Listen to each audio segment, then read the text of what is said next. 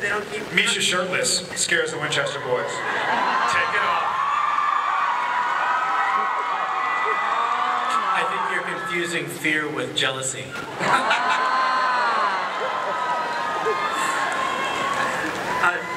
Jensen, things weren't actually, very happy for your character at the end of the last season either.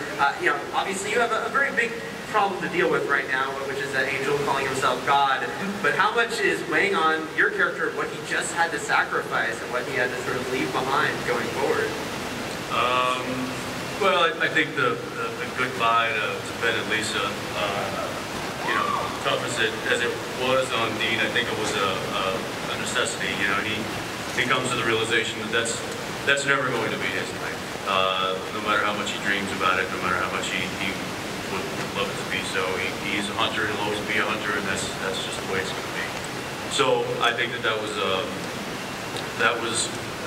must, and it happened, and it was a tough scene to shoot, just for Dean, or for me as Dean. It was a sad goodbye, but now we've got a bigger problem on our hands. Yeah. Well, that leads me to a question. I was going to ask this question, but someone on Twitter also asked it. AJ Snow 76. You've got a character saying I am God, but you have a character out there that a lot of people speculated about, which is Chuck. And I'm just curious, might he be appearing again? Might you touch upon that now that you're going where you are with Castiel? Chuck does not appear in the early part of the season. We have no plans for him to. Also, a big part of Cass stepping up and taking this sort of mantle on and saying I'm the new God is that he has always felt really strongly that his father abandoned them all. Like, where's God when you need him? We had this storyline about him looking for God, and God never showed up. He did the whole go out for cigarettes and never come back thing. So that's always been a big deal for him. So one of the questions we asked ourselves was, well, you're God, what do?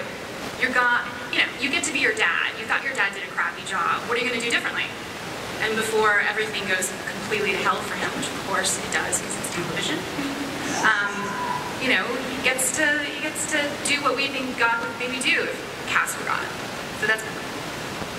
Misha, what's it been like for you preparing to take on your godly mantle?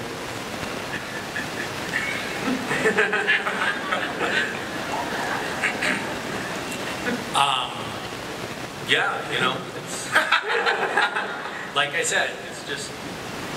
It's like a glove. Another day at the office? Yeah, taking a lot from my personal life and leaving it into the character. Getting him to take it off is the hard part. Yeah. Very method, so I've been smiting. I've been smiting far more than usual up in Vancouver. You might have seen it on the news. I don't know what to say. It's definitely a daunting challenge.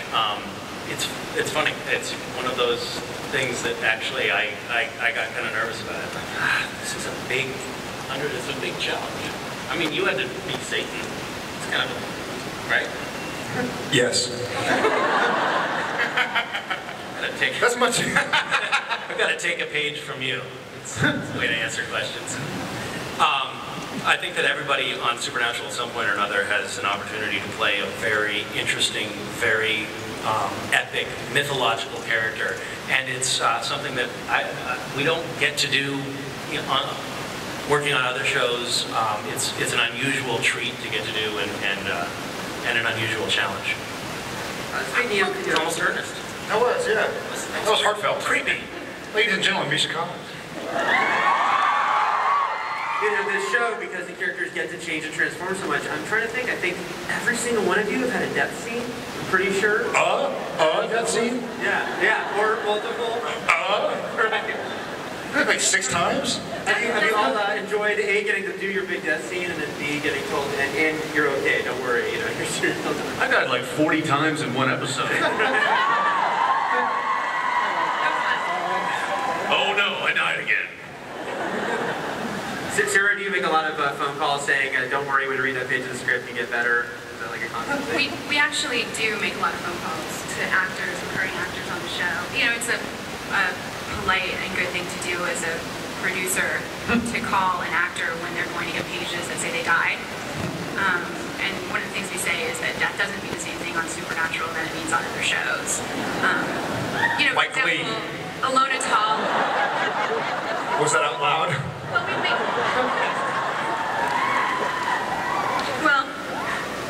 So we've made that call to a lot of actors. Jared and Jensen, don't worry about it, but everyone, you know, no one is safe on the show. But Jared and Jensen, don't worry about it. You know how many times Jensen has cried in my arms? You're not going to die, Jensen. You're not going to die. It's so okay. sweet. We can't do it without you.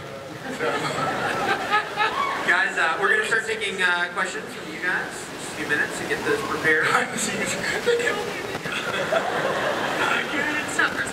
You know, the fans, it's you know, conflict is good drama, and then of course though some of the fans are like, why do Sam and Dean have to be fighting, you know, all the time? For you guys though, you know, is it fun for you? You know, you get along in real life to be like, all right, right now we're at odds. We get to hate each other for the day. I think the brother bickering is always been you know, a part of the show that he and I have just kind of done you know, pretty easily. It's when, like last year, when Soulless Sam was around, and he wasn't playing Sam. That was a real kind of challenge, I think, for me as an actor, because it wasn't Sam. I wasn't able to play Dean with Sam like I had been for the past 5 seasons. So I think that was definitely a challenge. But no, we have no problem fighting with each other. Yeah. Seriously though, that is one of my favorite parts. The brothers bickering, the brothers fighting. I felt like I can remember certain times. I don't know what the episode was or what it's called, but I remember we shot one scene.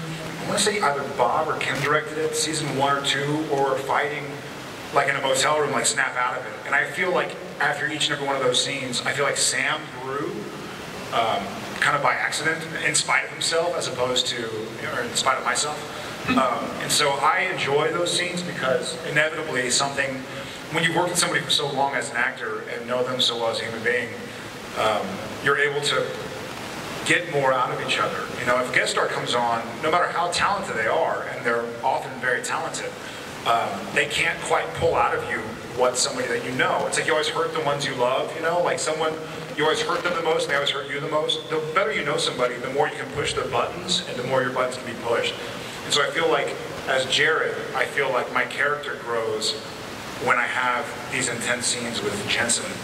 And that was difficult for me too, to do Soulless, because there'd be parts where I was kind of just, I assumed dead-eyed. I don't know what I looked like, but I was trying to do dead eyes. Like, and then it felt so bad because I couldn't react and respond to Jensen, the Dean. But now we get to fight again. That wasn't really, I was hoping for like a climax at the end of the question, like, all I get is now we get to fight again, so bear with me.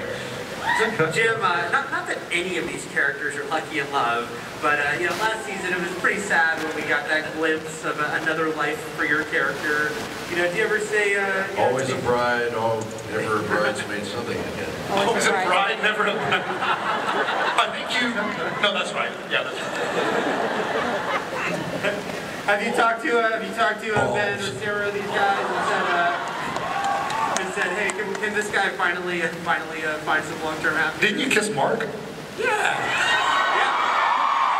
Maybe the two of you, yeah. Did he shave? Were you clean shaven?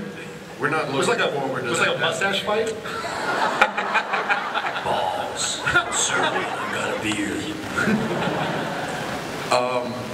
You know, it comes up in discussion every once in a while, and thus far hasn't ended well. I have this sneaking suspicion that I don't know, that we haven't seen the last of Sheriff Mills in Bobby's life in one way or another, but that's just a sneaking suspicion, and it's one I would fully support if it got around to that, because unlike the Sheriff Mills that I played on Harper's Island, this Sheriff Mills is hot. So I'm up for that. Before before we start the audience questions, are there any characters you could talk about? Because your show is great at bringing people back. People back from years ago you might not even be thinking about. Any plans for some characters to return? Oh, yeah. Yeah, Joe is coming back, Really? Yeah. Really? We find out when you find out. Isn't that great? We actually found out after because the sound echoed and hit us through applause. I mean, that's a perfect example of someone who dies on the show, and we're literally sitting in the editing room watching dailies and going, I can't wait to bring her back. So we've just been waiting for the right story for her, and we have one, so we're bringing her back. Sheriff Mills is returning for an episode or two, and at least. And who else is coming back? This gentleman down there waving his hand. You with beard. We do have plans for Crowley to return. Death. You will see Death again. Yeah. And so, yeah, and we have a few more in the works. I'm a little superstitious about talking about them before the deals close. Call me crazy. But yeah, and you'll meet new guys too. And they'll be left to help too. All right, guys, let's start with some audience questions. Can't quite see you, but we know you're out there. We have Come on, first quiet audience down. question. Quiet down. Quiet down. Good question, will you? It's like professional forum. Hello there. Hi. My name is Isaiah. I'm really amazed to see you all. I'm a mad fan. And I'd like to know, honestly, watching you as actors, you have facial expressions, gesturing that is very similar to grammatical structures of American Sign Language. Have you considered using those skills as sign language components in some of your scenes? Oh, wow. Ben, the sign language episode sounds totally up your alley. That sounds pretty good. That. What? What? How are you guys going to incorporate more sign language into your performance? I think That's a cool idea. Yeah. We They could would run have to two learn- stories at once. Yeah, you could have one be completely wrong. What do you think, Ben? That's pretty interesting. Yeah. I think that I don't, Ben and Sarah might disagree with me, but I think that you can say a lot without saying words, and so thank you for picking up on that, because I think that's something that a lot of us pride ourselves in bringing to our characters, the things that we say between the lines. So yeah, that's wouldn't it be great if we didn't have to say words at all? At this point too, with you two, we have 5 or 6, it's like the 29 words for snow. We have so many different ways of saying that you two exchange a look. We could just write a scene of the different looks you two exchange. We probably Good. Yeah. We would have you can probably cut together an entire episode of just Sam looking at Dean and Exchanging Dean a look. looking back. Yeah. Yeah. I believe I've seen that on YouTube, Jensen. I'm sure it is.